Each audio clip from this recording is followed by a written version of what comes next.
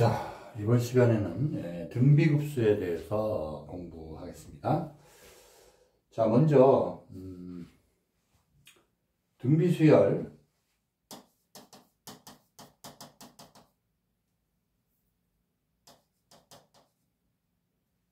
자, 등비수열 2분의 1의 n-1제곱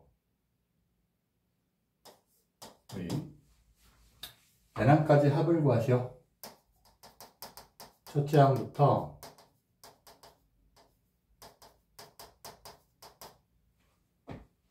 제 n항까지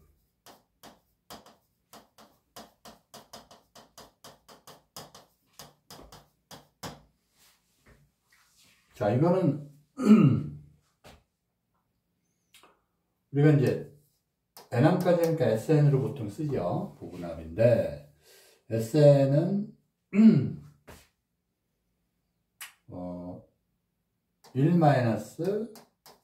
1-R분의 공비가 R이면 첫째 항 A일 때 N제곱 이렇게 되죠. 그래서 1 마이너스 공비는 2분의 1이고 1 마이너스 2분의 1의 n-1죠. 그렇죠? 근데 이제 첫째 항은 요 1 대입하면 2분의 1이 0제곱이니까 1이에요. 그래서 요게 2분의 1이니까 2배가 되고 2 마이너스 2 곱하기 2분의 1의 n-1제곱. 그럼 2의 n-1제곱인데 2가 있으니까요. 그래서 2의 n-1제곱. 거기다가 2를 곱하게 되잖아요. 그러니까 이건 2의 n-2제곱분의 1이 되겠네요. 그렇죠? 네.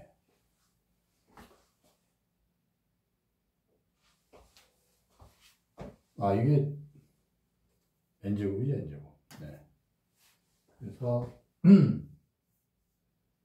이것도 n제곱이 되고 이게 n제곱이 되니까 이게 n-1제곱이 되겠네요. 그죠?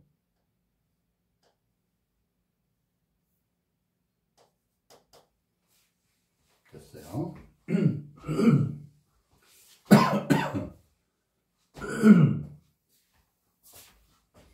다음 우리 했던 건데 리미트 n이 무한대로 갈 때 한번 값을 구해볼까요? 3의 n제곱 5의 n제곱 2의 n제곱 5의 n제곱의 값을 구하시오. RA를 분모의 최고차, 분모의 가장 큰 수로 분모 분자를 나눠주면 5분의 3의 n제곱 5분의 2의 n제곱 복습이에요. 그래서 얘가 0되고 0되니까 마이너스입니다. 자, 그러면 이제 다음 문제는 그림을 보세요. 자, 그림과 같이 넓이가 4인 정삼각형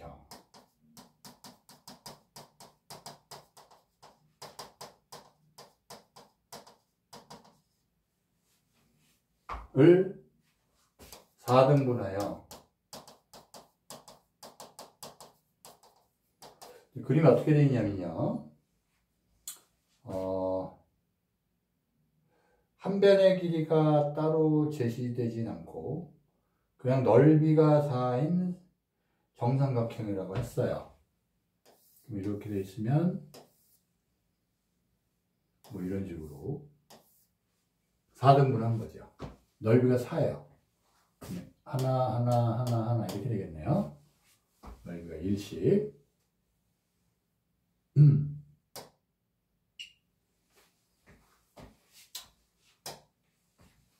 그래서 가운데 정삼각형을 색칠을 한다고 그랬어요. 이렇게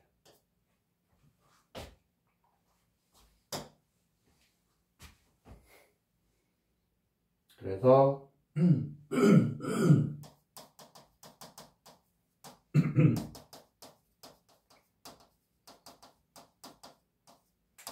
색칠한다.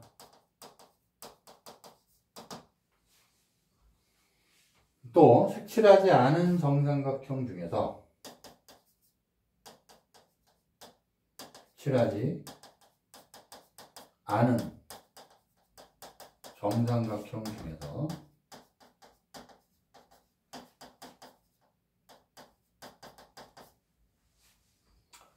위쪽의 정삼각형을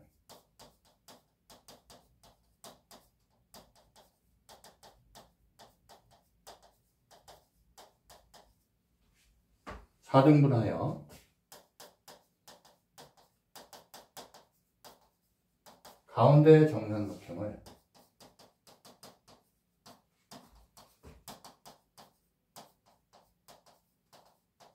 색칠한다.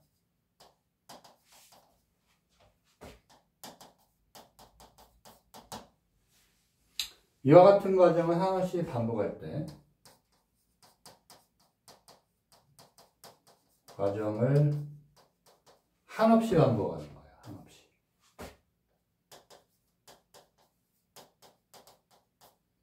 반복할 때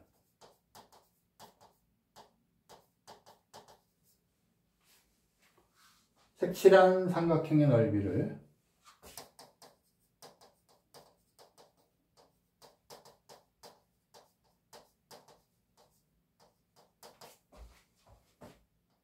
색칠한 삼각형의 넓이를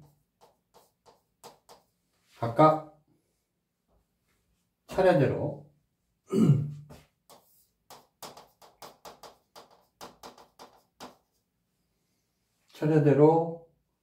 A1, A2, A3 쭉 나가는 거죠. 무한히 나가는 거.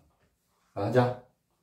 그때 이제 문제가 뭐냐면 처음에 자, 1번 문제는 수열 AN이 등비 수열임을 보여라.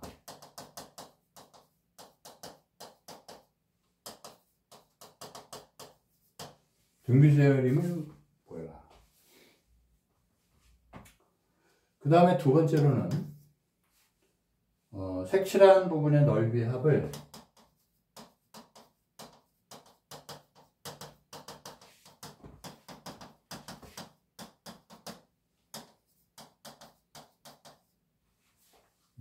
시그마를 사용해서 나타내어 봐라. 그리고 시그마를 사용하여 나타내보자.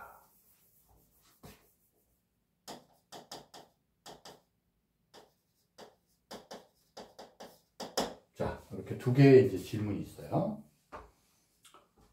자, 그러니까 지금 색칠하지 않은 정삼각형 중에서 위쪽의 정삼각형을 다시 4등분을 해요. 그래서 가운데 정삼각형 또 색칠을 해요.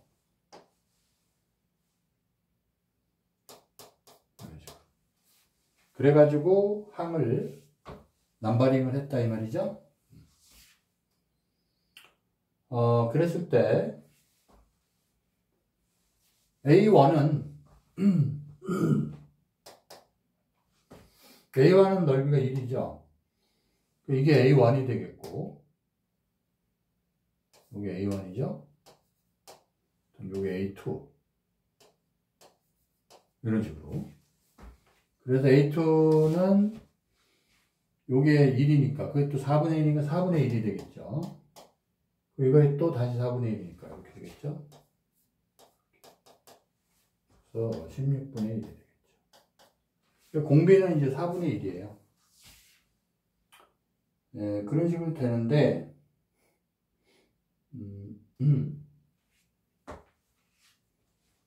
그래서 이제 등비수열을 보여라. 네, 등비수열 A에는 첫째 항이 1이고 공비가 4분의 1인 등비수열이 돼요. 그 다음에 이제 넓이의 합은, 이건 이제 급수지요. 급수인데, 여기 이렇게 계속 나가니까, 급수 시그마 n은 이제부터 무한대까지 가고, 일반항을 써주면 되잖아요. 그래서 an에 해당되는 일반항을 써주면 되겠어요. 아시겠죠?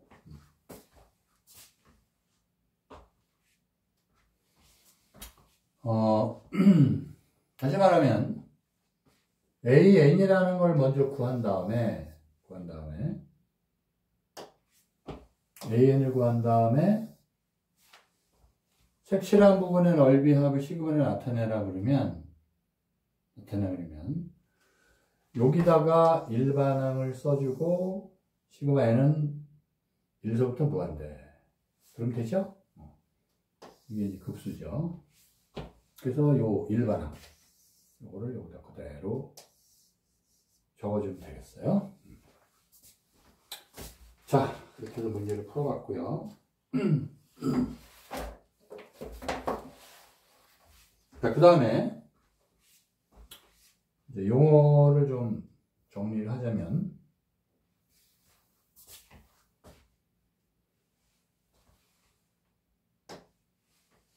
자, 먼저 첫째 항이 A고,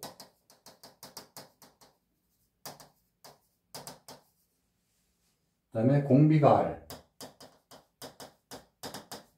인 등비수열, 일반항은 이제 A의 R의 n-1제곱이죠. 여기에서 얻은 급수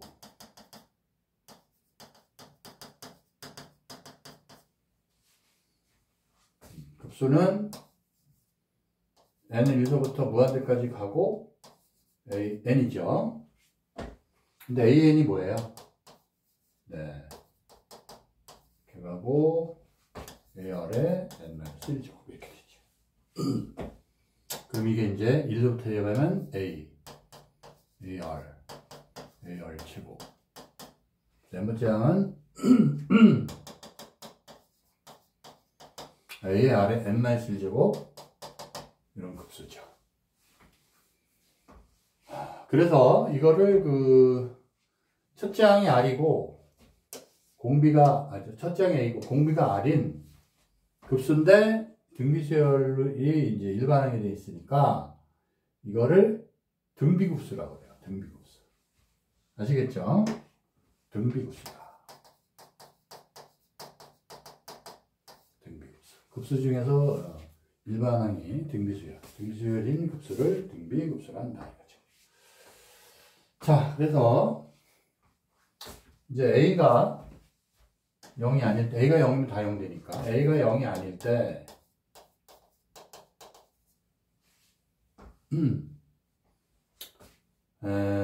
등비급수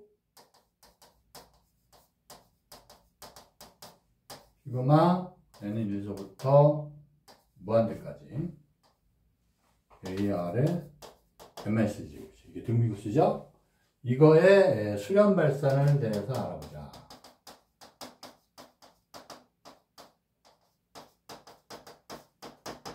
아시겠죠? 요거의 수렴 발산에 대해서 조사를 해보자. 그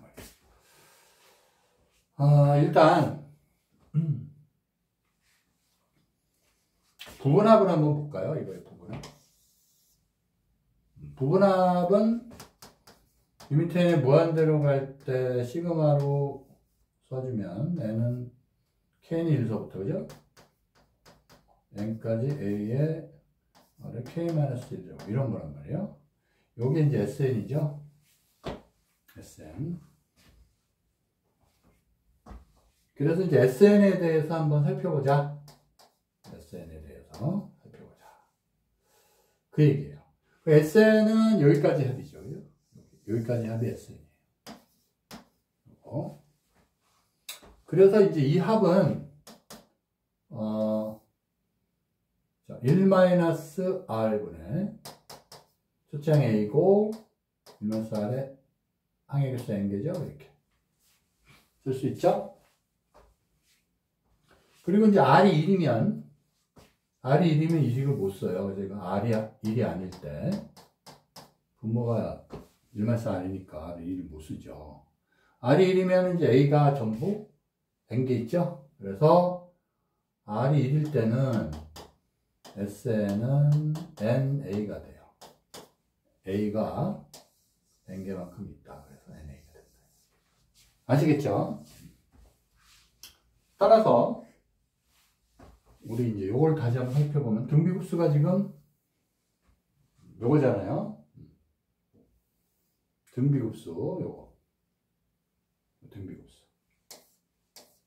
요 등비급수에 대해서 아래 범위에 따라서 수렴하거나 발산하게 된다 이 말이에요. 다시 등비급수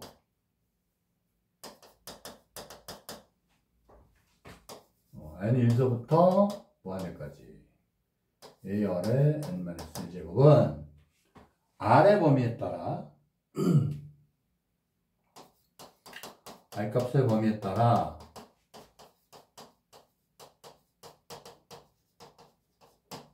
수렴하거나 발산한다 그 말이에요. 수렴 또는 발산을 한다. 그 이유는 이게 그죠? 리미트 n이 무한대로 가게 되면 말이에요. 리미트 n이 무한대로 갈 때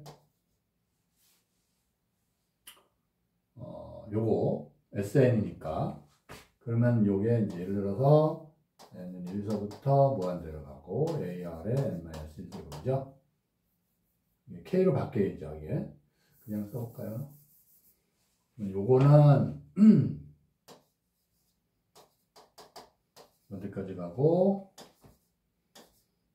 이건데 이거를 리미트를 써서 부분합을 이용해서 리미트를 이용했으면 리미트 n이 무한대로 갈 때 시그마 k는 1서부터 n까지 a의 r의 k-1제곱이 돼요. 요게 뭐냐면 SN이잖아요. 그죠? 이게 SN이에요. 아시겠죠? 그래서 이 SN을 써보면 리미트 n이 무한대로 갈 때 R이 1이 아닐 때 말이죠. R이 1이 아닐 때는 1-R분의 첫째 항 R의 n-1제곱이 돼서 아시겠죠? 이렇게 되니까 요게 이제 급수인데 등비급수죠. 그래서 요 리미트가 걸리면 여기에 걸려요. 여기. 그래서 그러면 R의 n제곱에 대해서 리미트 걸리는 거 요거 했었죠? R의 범위에 따라서 R이 절대값이 1보다 작을 때 수렴하고 이런 거 이게 수렴해야지 전체가 수렴을 하니까 아시겠죠? 그래서 R이 1보다 작을 때는 얘가 0으로 가니까 이 등비급수의 합은 1-R분의 A가 돼요. 아시겠죠? 0이 되니까. 자, 그 얘기 한 거고, 그 다음에, R이 1보다 이제 같거나 크다. 뭐, R이 1이 아닐 때 얘기인데,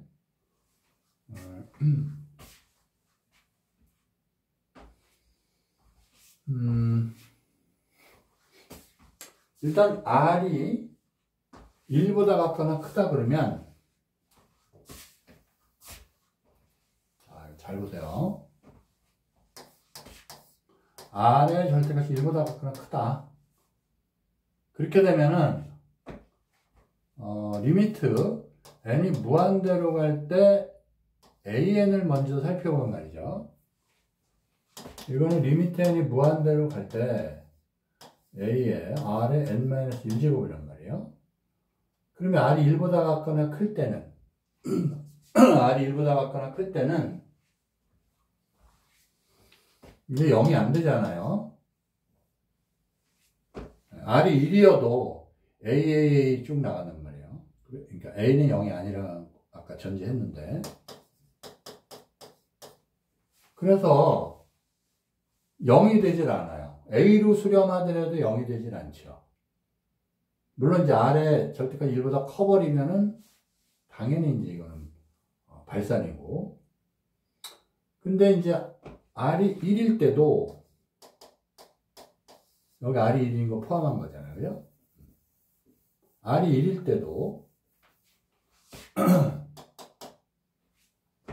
이거는 AAA 되니까 계속 A니까 결국 리미트 n이 무한대로 쳐서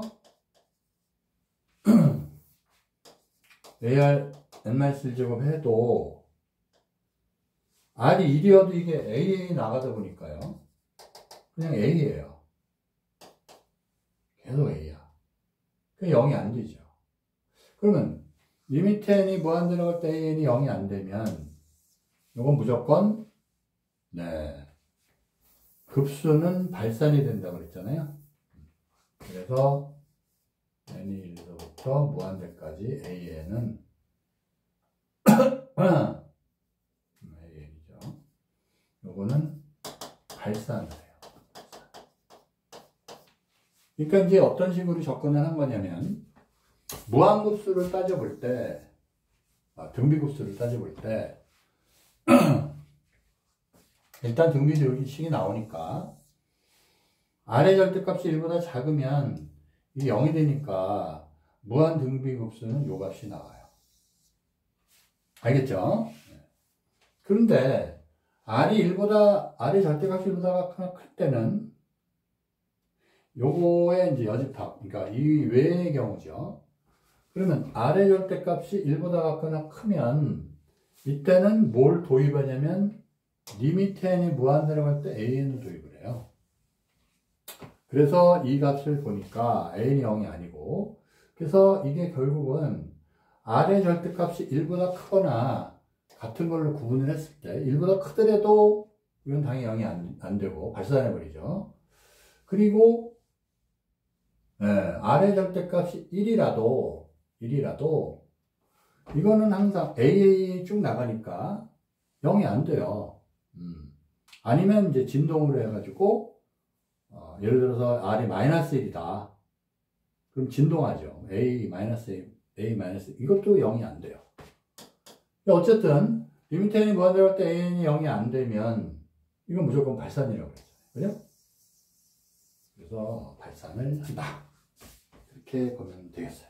아시겠죠? 그럼 어떻게 정리할 수 있느냐? 이 무한등비급수 시그마 n이 1에서부터 무한대로 갈 때 a, r, n-1 등비급수는 r의 절대값이 1보다 작거나 r의 절대값이 1보다 작거나 크다로 나누어서 이때는 수렴하는데 1-r분의 a로 수렴을 하고 요거는 다 발산을 한다. 그렇게 정리를 해두면 되겠습니다. 아시겠죠? 수렴할 때는 이걸로 수렴을 해요. 그러니까 무한등비 수열인 경우에는 요 R이 1이어도 계속 A가 되니까 A로 수렴을 하니까 이 AN 이거의 수렴 조건은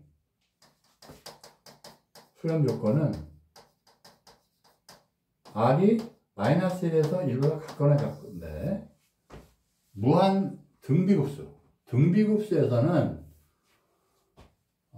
1일 때도 발산을 해요. R이 1일 때도. 그래서 요 범위에서만 수렴을 한다. 그래서 등비급수의 수렴 조건은 R이 1보다 같거나 R의 절대값이 1보다 작을 때요. 다시 말해서 R의 범위가 -1에서 1일 때, 이보다 작을 때. 그래서 이 조건하고 조금 다르죠? 이 조건이 좀 범위가 줄어들어요. 좁아져서 이퀄이 빠진다는 거. 아시겠죠? 자, 그러면 예제를 한번 풀어보겠습니다. 자, 예제 1번.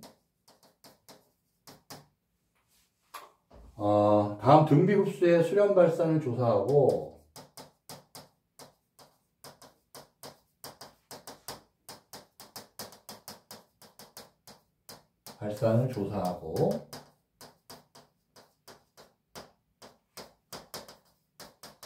수렴하면 그 극한값을 구하시오.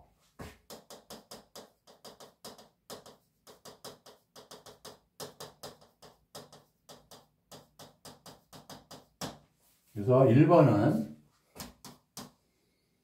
5분의 1의 제곱 5분의 1의 세제곱 이렇게 나가죠. 자, 이런 등비급수인데 지금 공비가 5분의 1이잖아요. 그럼 이거는 절대값이 1보다 작으니까 수렴을 하죠.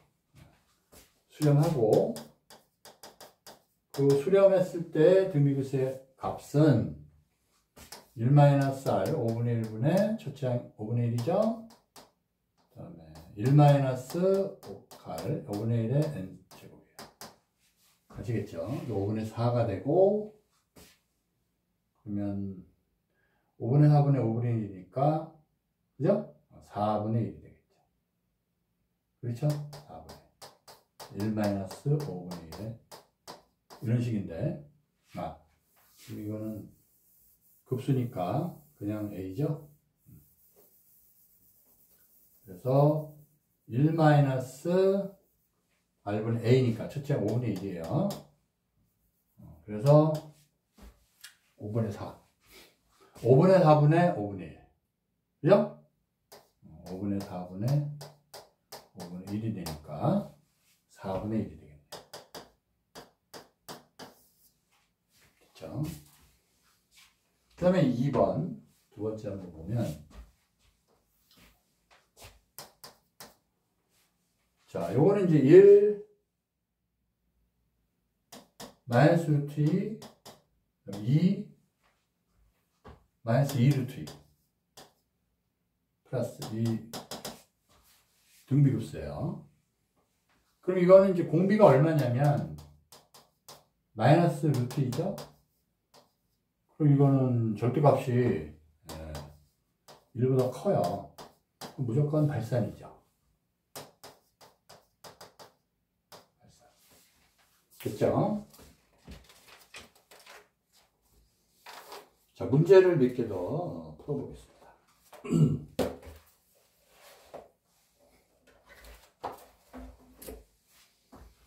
자, 문제 1번.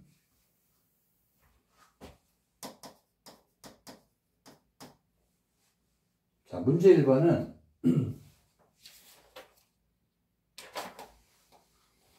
자, 다음 등비급수의 수렴 발산을 조사하고 똑같아요. 수렴하면 그 합을 구하시오. 다음 등비급수의 수렴 발산을 조사하고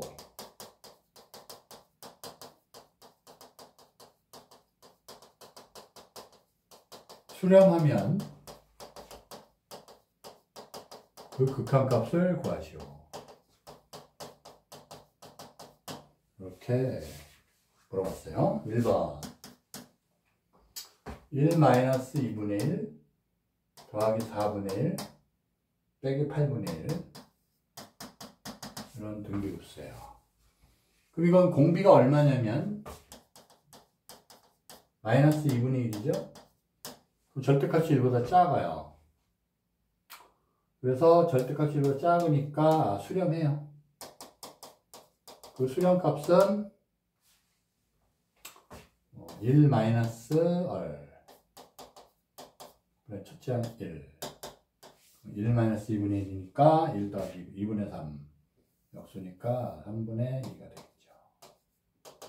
그렇죠? 자, 그 다음에 두 번째 이거는 2 여기 루트 3분의 4 그 다음에 3분의 8 이런 식이에요. 공비가 중요하죠. 공비 얼마예요? 공비는 루트 3분의 2가 되죠. 루트 3분의 2니까 절대값이 얘는 1.7 정도 나오니까 하여간 분모보다 분위가 커요. 1보다 커요. 그리고 무조건 발산.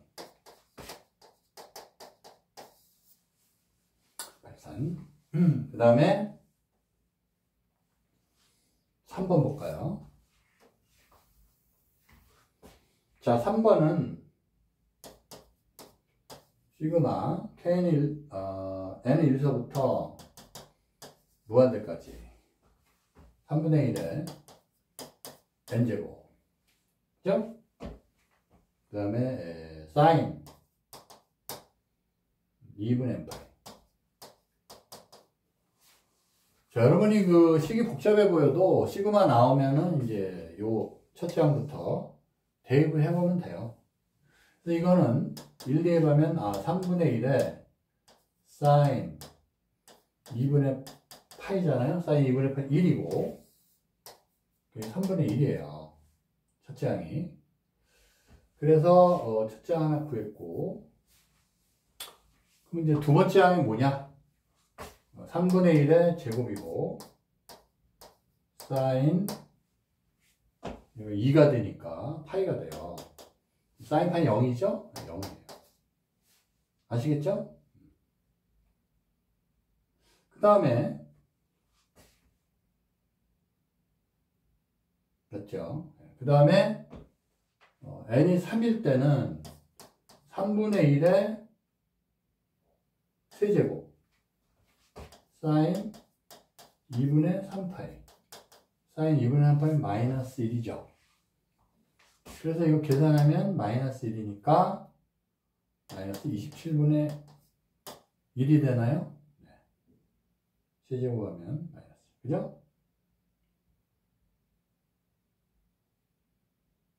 처음에 계산하면 이게 1이죠. 이게 3분의 1이네. 3분의 1. 그러니까. 자, 그런 식이에요. 그러면 이제 네 번째 항도 뭐가 되냐면 대입하면 3분의 1에 4제곱, 그 다음에 2분의 4파이니까 2파이가 되죠? 사인 2파이 0이니까 다시 0이 돼요. 그러면 이거는 이 식은 3분의 1 더하기 0, 그 다음에 더하기 마이너스 27분의 1 더하기 0 이런 식이 나간단 말이에요. 그러면 이게 무슨 의미예요? 얘 0은 있어야 만하니까 이런 식으로 나와요. 이렇게. 그럼 공비가 마이너스 9분의 1이 되죠. 그럼 이거 절대값이 1보다 작아요. 수렴하죠. 그러면 1 마이너스 공비 됐고, 첫째 항이 3분의 1이죠. 수렴하고, 그 수렴값은 이거는 9분의 10이죠? 3분의 1 이렇게 돼요. 그래서 30분의 9니까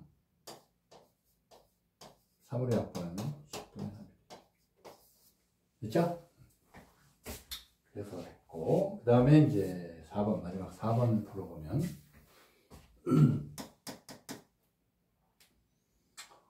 자, 시그마 n은 1서부터 무한대까지 가고, 그 다음에 1 마이너스 루트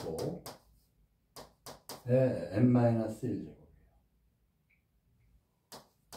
공비가 가장 중요하죠. 공비가 1 마이너스 루트 5인데 이거 절대값 씌우면 이건 2.23이 마이너스 1.1 얼마 나와요. 그래서 1보다 커요. 절대값이. 그래서 이건 발산. 아시겠죠? 자, 그 다음에 이제 문제를 하나 더 풀어보면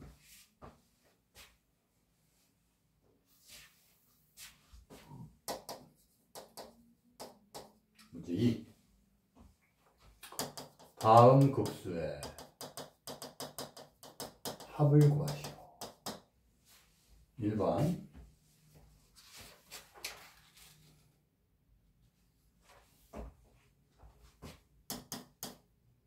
자, 시그마 n은 1에서부터 무한대까지 가고 4의 n제곱분에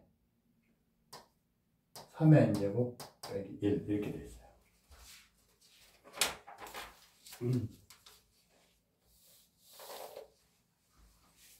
자, 이거는 일단 시그마 n이 1에서부터 무한대까지 가고 이거는 이제 4의 n제곱분에 3의 n제곱이죠? 이렇게 돼요.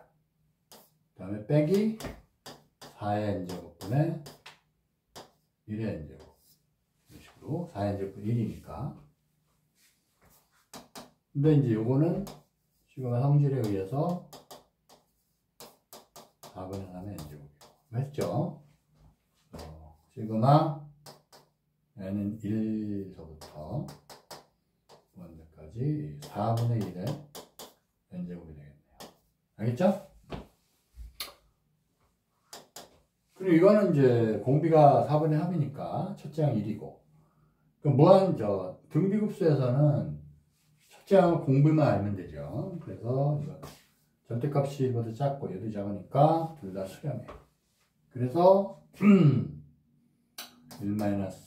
공비 r분의 첫째 항은 4분의 3 빼기 1 4분의 1분의 첫째 항 4분의 1 요거를 이제 계산하면 끝이죠.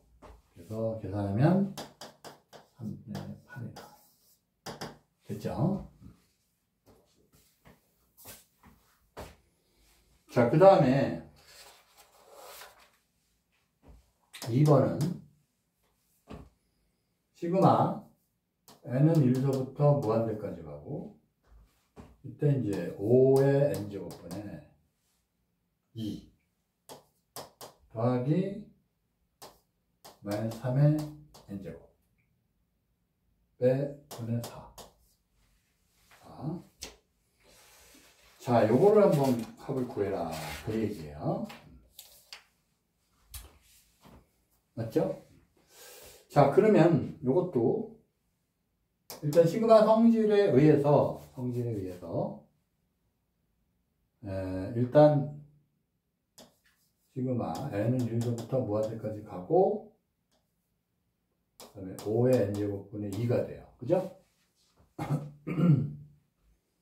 그 다음에 시그마 n은 1에서부터 무한대까지 가고 마이너스 3의 n제곱분의 4 많이 했던 거죠. 4가 돼요. 그래서 이걸 살펴보면 여기서 뭐 더 조작할 건 없어요. 그래서 1부터 대입하는 거예요. 그럼 얘는 어떻게 나오면 5분의 2 5의 제곱분의 이런 식으로 나오죠. 그러니까 이건 공비가 5분의 2니까 수렴해요. 그래서 1 5분의 1분의 첫째 항이 5분의 2가 되죠. 됐죠? 그 다음에 이것도 살펴보면 이것도 1부터 대입하면 1 대입하면 얼마입니까? 마이너스 3분의 4 그 다음에 2 대입하면 마이너스 3의 제곱분의 4 이런 식으로 돼요. 그렇죠? 그럼 이건 공비가 얼마죠? 마이너스 3분의 1이에요. 공비가 얼마예요?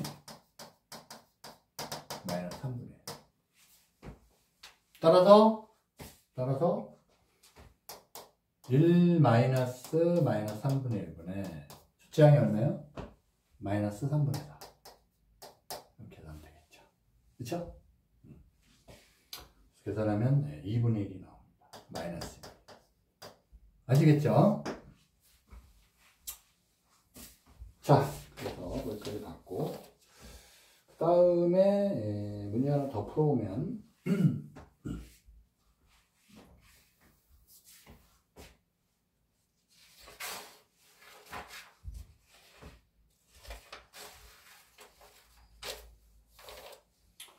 자, 다음 등비급수의 수렴 발산에 대하여 알아보자.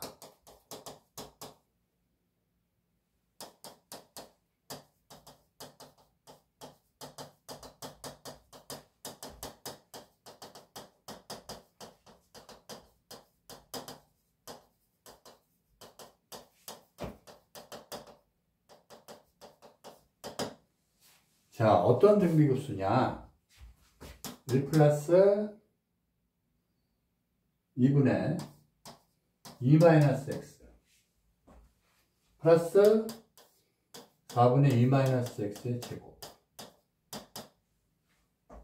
8분의 2 마이너스 x의 세제곱 이런 거예요. 자, 먼저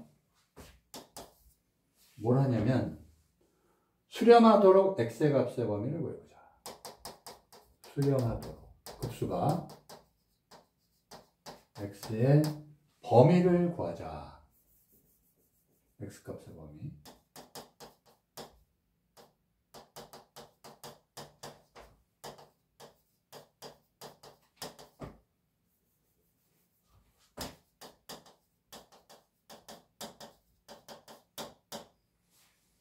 수렴하도록 해야 되니까요.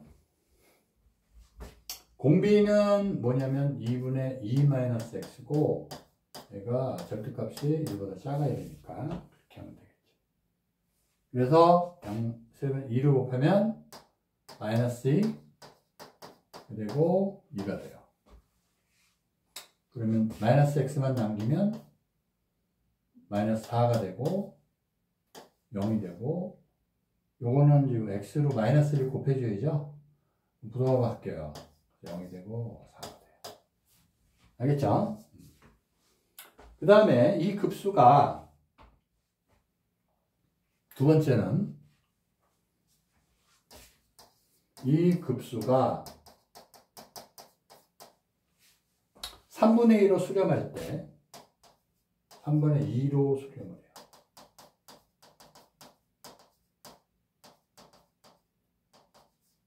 삼 분의 2로 수렴을 할 때 x의 값을 구하자. x의 값은 얼마냐? 이렇게 됐죠? 그러면 공비가 지금 2분의 2 마이너스 x 아니에요? 공비가 3분의 1을 수렴한대요. 1 마이너스 공비 2분의 2 마이너스 x 초장 1이에요. 이게 얼마나? 3분의 2죠. 이렇게 계산하면 되죠.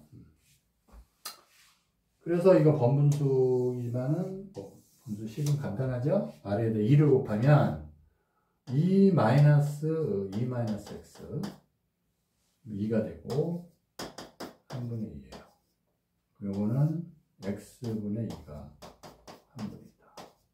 그래서 x는 3이다. 자, 그래서 지금까지 이제 등비급수에 대해서 알아봤고, 그 다음에 이제 등비급수 활용에 대해서 한번 살펴보겠습니다. 등비급수의 활용.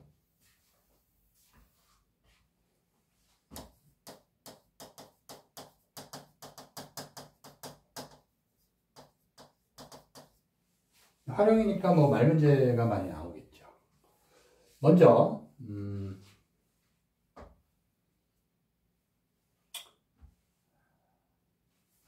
자, 학습 처음 준비 단계로 거의 다 했으니까 그냥 활용으로 바로 들어갑시다. 자, 먼저 순환소수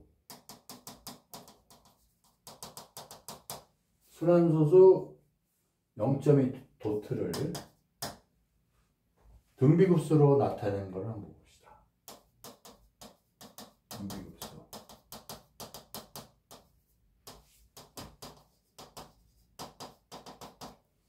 자, 나타내면 0.2 도트는 0.2 이 쭉 나가니까요. 플러스 0.02 0.002 뭐 이런 식으로 나가죠. 등비급수. 그래서 처음에 요구 조건 뭐냐면 순환소수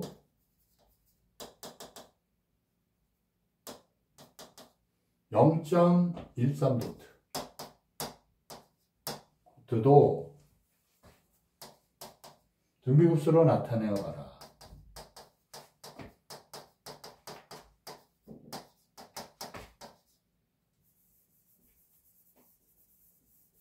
곱수로 나타내면. 그러면 이것도 뭐 마찬가지죠? 0.13 도트는 13 쭉 나가니까 0.13 더하기 0.0013 더하기 0.000013 이렇게 나타난다. 자, 그 다음에 요거에 이거에 첫째 항과 공비를 구하래요. 그럼 첫째 항은 0.13이죠?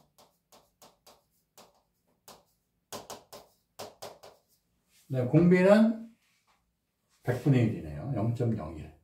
그래서 공비는 100분의 1이니까 0.1 이렇게 됐죠?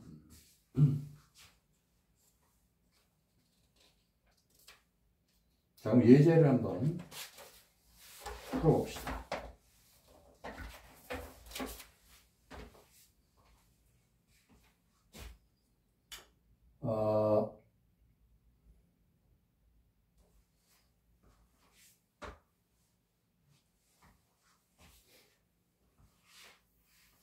자, 예제.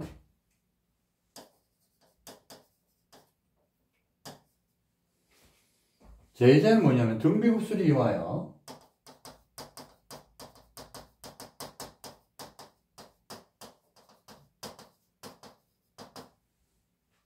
순환소수, 다음 순환소수를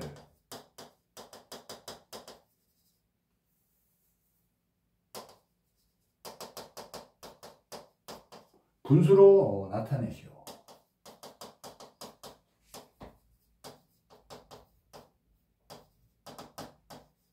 그 얘기예요. 먼저 아까 했던 0.13 도트네요. 자, 이거는 0.13 0.0013 0.000013 이런 식으로 나가요. 그래서 이것도 등비급수예요. 첫째 항이 얼마냐면 0.13 공비는 100분의 1 그죠? 그래서 0.13 도트는 1 마이너스 공비 100분의 1분의 0.13 100분의 13이다. 분수를 표시하는 게 편해요. 범수니까 아래에다 100을 곱하면 100 마이너스 1분의 13이에요. 99분의 13. 약분은 안 되네요. 자, 그 다음에 두 번째는 0.27 도트예요. 이거는 0.2에다가 0.07 도트니까 0.07 더하기 0.007 더하기 0.0007 이런 식이죠. 그렇죠? 따라서 이것도 0.2에다가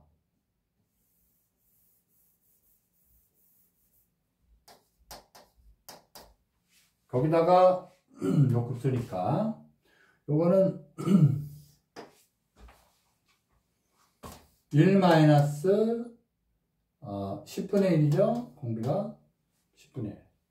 그 다음에 첫째 항이 100분의 7 0.07 되니까 이거 0.2 더하기 아래도 100을 곱하면 100 마이너스 1이죠. 99분의 7이에요. 아시겠죠? 그래서 계산하면 90분의 25 맞아요? 계산? 네. 약분해서 5로 나누면 5로 약분하면 18분의 5가 돼요. 아시겠죠? 네. 거기까지. 자, 그 다음에 예제 1번 끝났고 문제를 좀 풀어보겠습니다. 문제 1번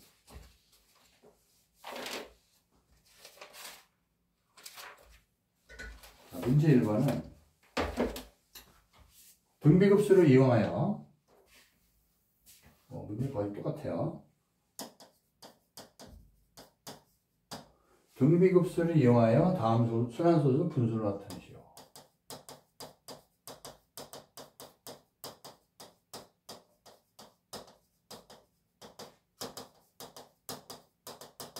순환소수를 분수로 나타내시오.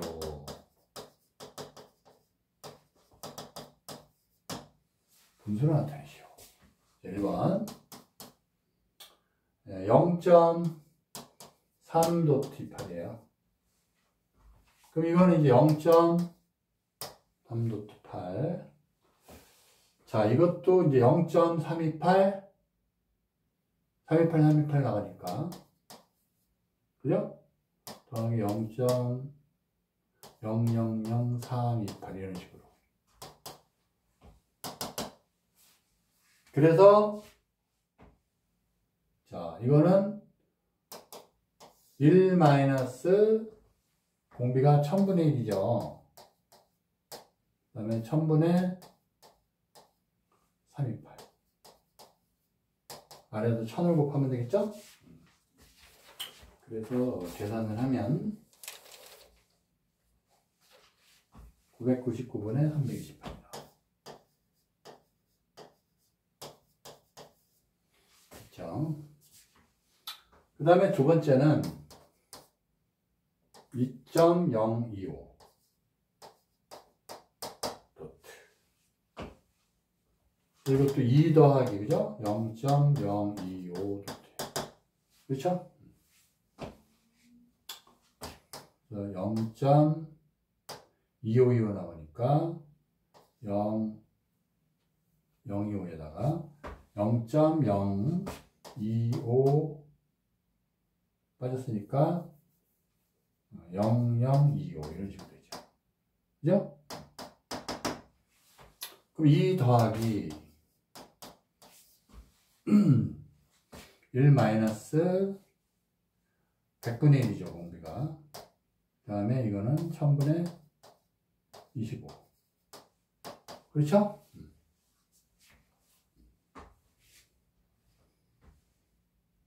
자, 1000분의 25 돼서 계산하면 198분의 400이 됩니다.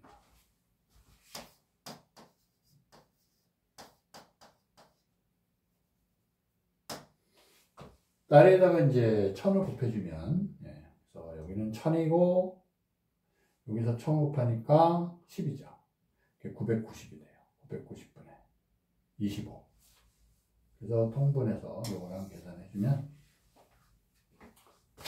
990분의 계산해서 약분하면 이제 198분의 400이 돼요. 자, 그렇게 보면 되겠고. 자, 이제 예제 2번을 한번 해볼까요? 예제 2번.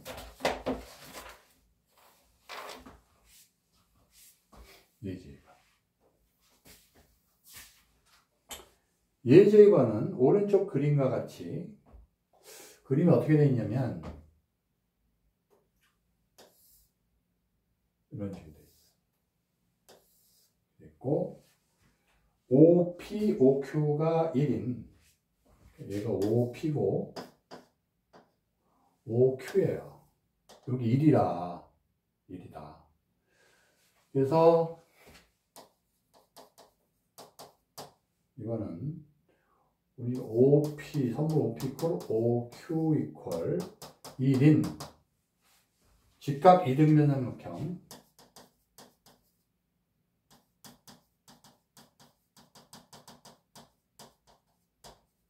OPQ에서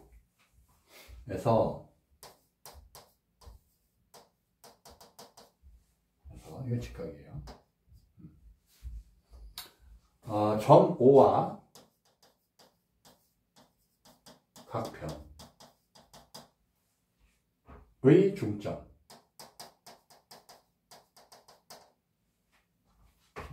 꼭지점으로 하는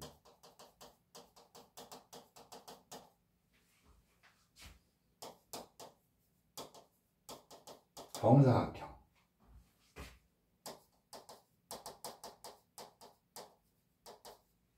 OA, B, OA1, B1, C1을 만든다.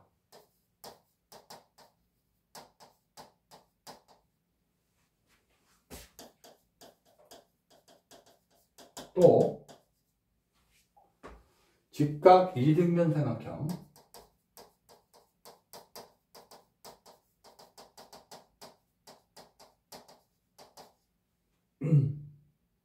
A1, P, B1에서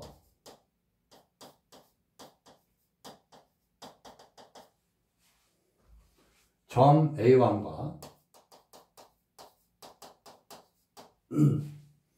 각변의 중점을 꼭지점을 하는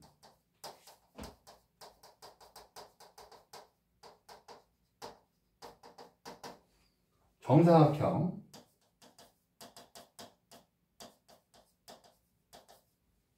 A1, A2, B2, C2 를 만든다.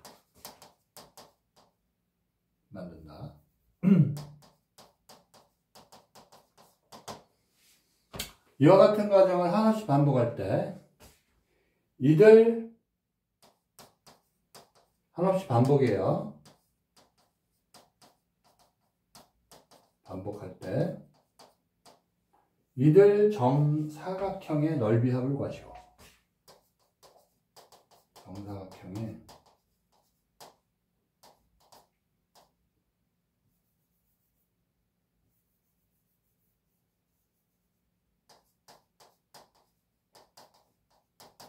넓이의 합을 구해라.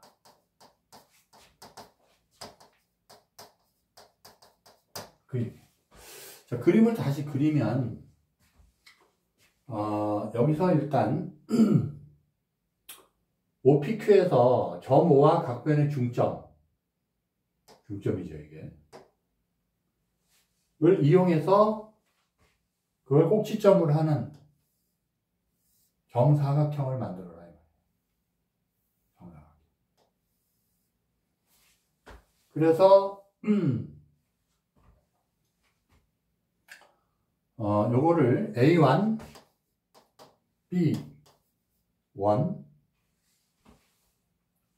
C1이 되는 거죠. C1. 그래서 정사각형이 넓이가 이렇게 나오는 거예요. 그 다음에 또 직각 이등변 삼각형 A1, P, B1에서 점 A1과 각변의 중점이니까 또 다시 이렇게 중점이 되겠죠. 이런 식으로.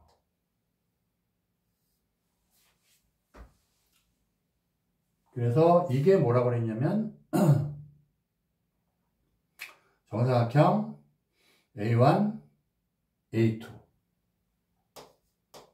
B2, C2가 되는 거예요. 아시겠죠? 네. 그래서 이렇게. 그럼 또 여기서 이렇게 넓이가 나오겠죠. 알겠죠? 그랬을 때 넓이의 합을 구하시오. 그랬단 말이에요. 그러면 이제 이 넓이를 다 구해야 되는데 이게 지금 1이에요. 그죠? 이게 1이고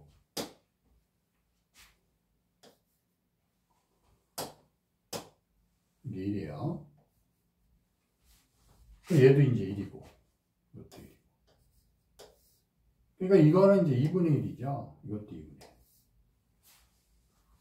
그래서 이 넓이니까 이 넓이의 합인데 이게 이제 첫째 항이 되는 거예요. 이게 두 번째 항, 세 번째 항 쭉 나가죠.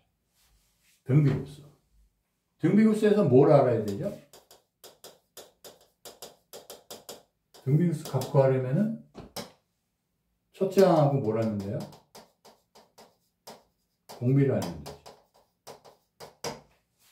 그래서 첫째 항은 여기 2분의 1이니까 4분의 1이 되고 공비는 어떻게 봐야 되냐면 이거 넓이가 한다면 이거 넓이 해가지고 물론 나누기를 해도 되지만 여러분이 이렇게 하면은 오래 걸려요. 문제가 복잡해지면은 풀기도 어렵고. 그래서 이 삼각형 안에서 사각형, 또 요 삼각형 안에서 사각형이기 때문에 이 첫 번째 항의 사각형의 환경은 제일 큰 이등변, 직각 이등변 삼각형에서의 사각형이고, 두 번째는 요 삼각형에서의 사각형이에요. 그래서 이 전체 제일 큰 삼각형하고 두 번째 삼각형하고의 넓이 b나 이 사각형끼리의 넓이 b나 똑같습니다. 환경이 중요해요. 환경. 뭐가 중요해요? 환경. 넓이의 환경. 알겠죠? 길이면 뭐 길이, 넓이면 넓이. 환경이 중요해요. 처음의 환경은 이거의 환경, 이런 환경인데 두 번째 환경이 이 환경. 알겠죠? 그러면 이 삼각형 말이죠. 닮았는데 닮은 비가 1대2잖아요. 네. 그러니까 얘가 2면은 얘는 1이에요. 2대1. 그럼 넓이 비, 삼각형 넓이는 어떻게 돼요? 제곱비니까. 네. 그래서 4대1이 돼요. 공비로 치면은 이제 큰 거하고 요걸 비교해야 되니까 4분의 1로 줄죠. 주는 게. 다시 말해서 제일 큰 삼각형하고 두 번째 삼각형하고의 닮은 비가 1대2니까 넓이 비는 1대4다. 그래서 공비는 4분의 1이 된다. 아시겠죠? 네. 그래서 공비는 4분의 1이다. 그래서 구하는 등비급수 넓이 합은 1마이너스 공비분의 첫째 항이 4분의 1이었죠? 그래서 4분의 3분의 1이 돼서 3분의 1이 돼요. 아시겠죠? 네. 그래야지 이거를 뭐 첫째 항구하고 둘째 항구하고 그럴 시간이 없어요. 빨리 처리해야 되기 때문에. 아시겠죠?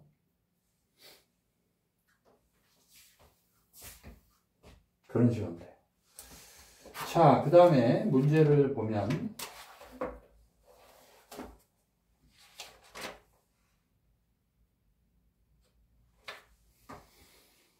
예제 3번.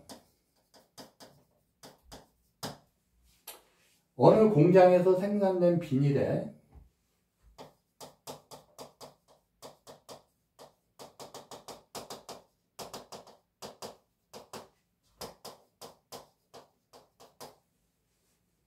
(75%가) 폐비닐로 수거되고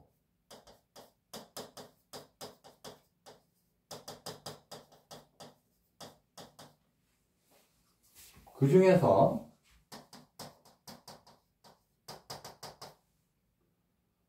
80%가 비닐로 재생산된다.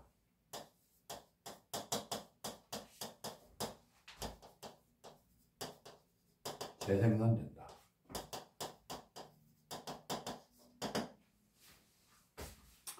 이 공장에서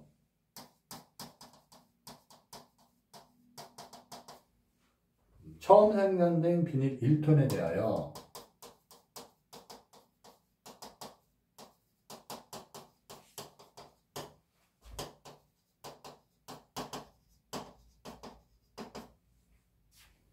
이러한 수거와 재생산과 이러한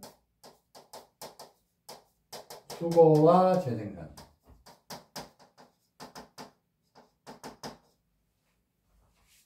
과정을 한없이 반복할 때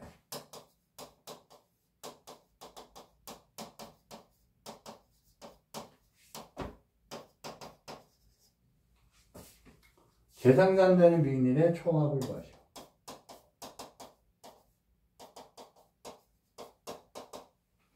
재생산되는 비닐의 총합 합을 구하시오. 그렇게. 문제는 뭐 이렇게 복잡한 건 없죠? 처음에 자 우리가 이제, 재생산되는 비닐이 만약에 한 번 반복이 되고, 두 번 반복이 되고, 그죠? 세 번. 그래서 그걸 A1, A2 이렇게 쓸 수가 있죠. 처음에 1톤부터 시작했는데, 그럼 첫째 항은 한 번 재생산하는 거예요. 두 번째 항은 두 번 재생산. 한 번, 처음에 재생된 데냐. 그걸 A1으로 놓고, 그 다음을 A2. 이렇게. 그러면 처음에 어떻게 됐죠? 1톤에서 75%가 폐비닐 수거가 왔어요. 여기다 0.75를 곱해야 되겠죠? 이거는 폐비닐 수거가 된 거예요. 그 중에서 다시 0.8이 비닐로 재생산이 된다. 그랬어요. 계산하면은 7, 5, 8, 40, 56. 0.6이 되겠네요. 그죠? 계산하면 되니까, 이거는. 그 다음에 A2는 이거 갖고 다시 하는 거 아니에요. 그죠? 그래서 0.6 곱하기 0.75, 0.8 이렇게 될 거 아니에요? 이게 0.6의 제곱이 돼요. 맞죠? 그러니까 이제 여러분은 비닐의 총합 구할 때는 0.6에다가 0.6의 제곱 나가죠. 그래서 이건 1 곱이 0.6이고 첫째 0.4분의 0.6 2분의 3 아시겠죠? 그래서 2분의 3톤 단위는 톤이죠. 됐습니다. 그 다음에 자, 문제 이제 3번 보면 이제 마지막 문제인데,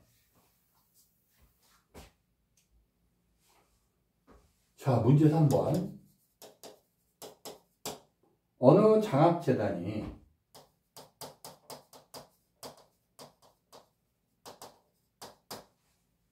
20억 원의 기금을 조성하였다고 한다.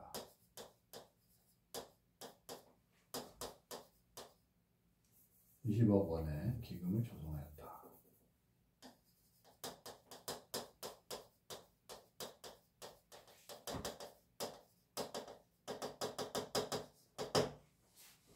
매년 초에 기금을 운영하여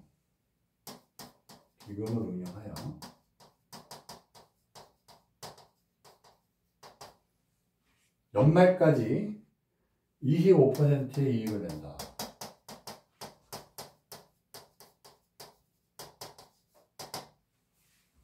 기금과 이익을 합한 금액에 기금과 이익을 합한 금액의 40%를 매년 말에 장학금으로 지급한다.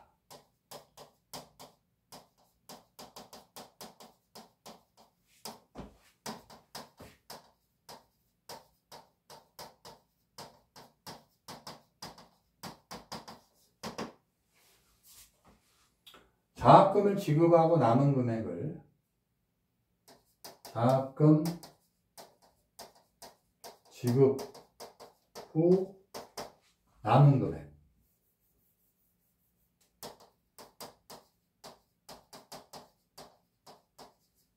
자, 남은 금액을 기금으로 하여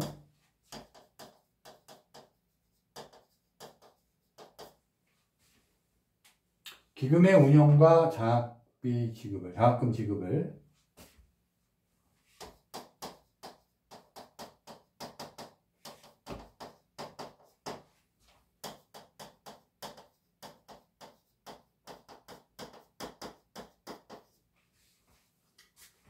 매년 이와 같은 방법으로 무한히 실시한다.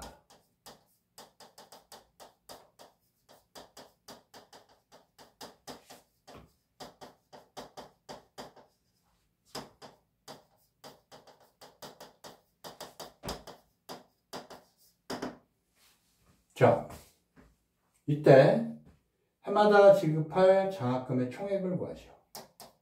해마다 지급할 총액.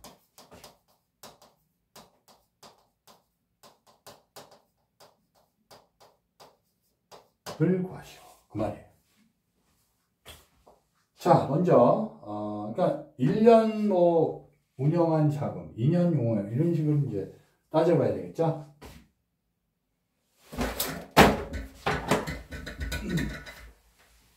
자,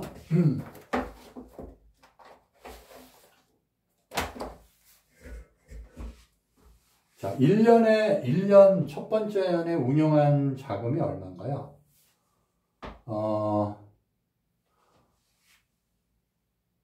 운용을 했을 때 첫 번째는 20억에다가 25%의 이익을 냈으니까, 그죠? 억 원을 생략하고, 그럼 20억 원 생략하고, 그 다음에 25% 이익을 냈으니까 0.25가 추가된 거죠.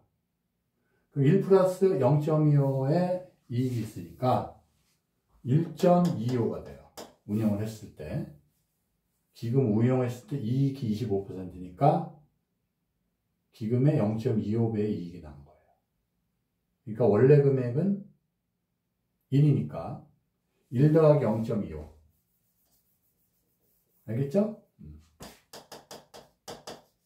퍼센트는 다 1단위로 바꿔서, 그래서 1.25가 되겠죠. 운영했을 때. 자, 그래서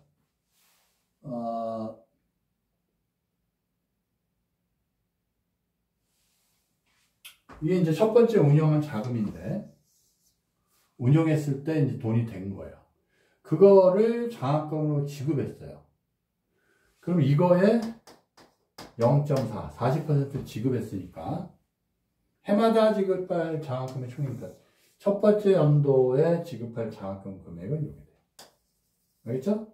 운영했을 때 이익이 돼서 원금하고 이익까지 합쳐서고, 그거에 40%를 지급하니까 첫 번째 연도에는 0.4 곱한 게 첫 번째 항이 되죠.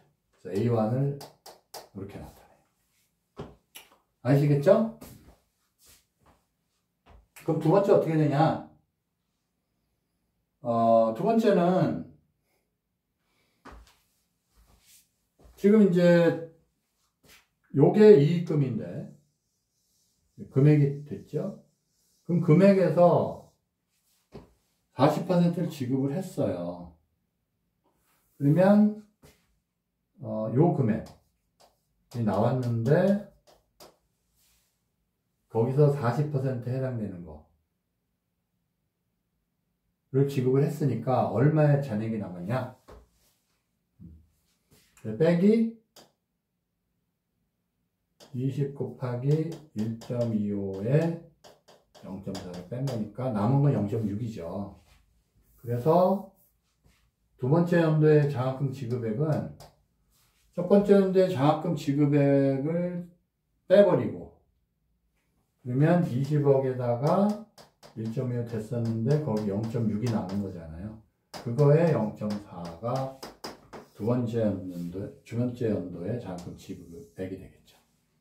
그러니까 장학금 지급액은 남은 금액에다가 다시 40% 지급하니까. 그렇죠? 그렇게 계산을 하면 되겠어요. 알겠죠?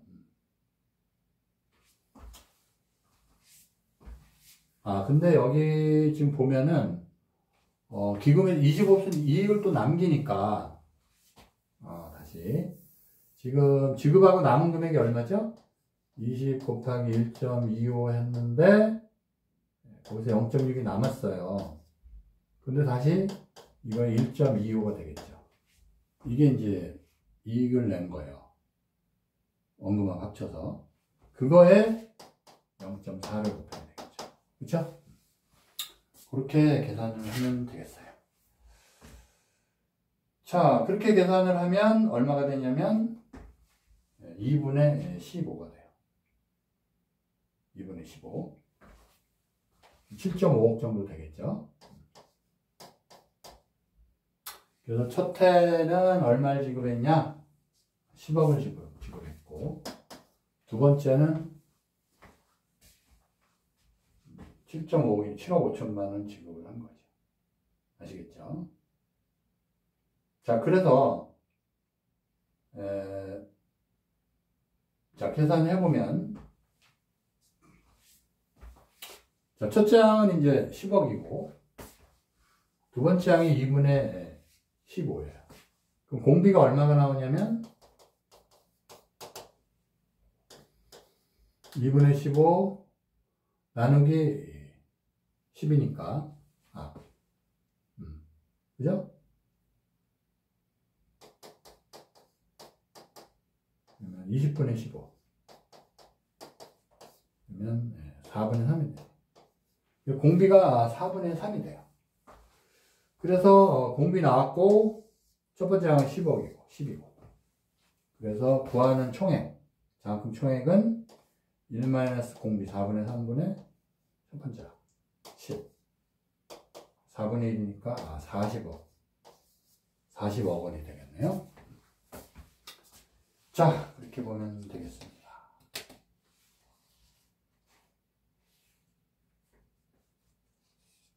자, 여기까지 하고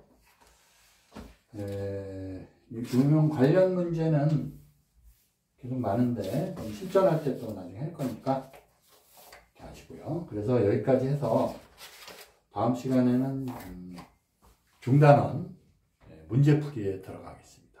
수고하셨습니다.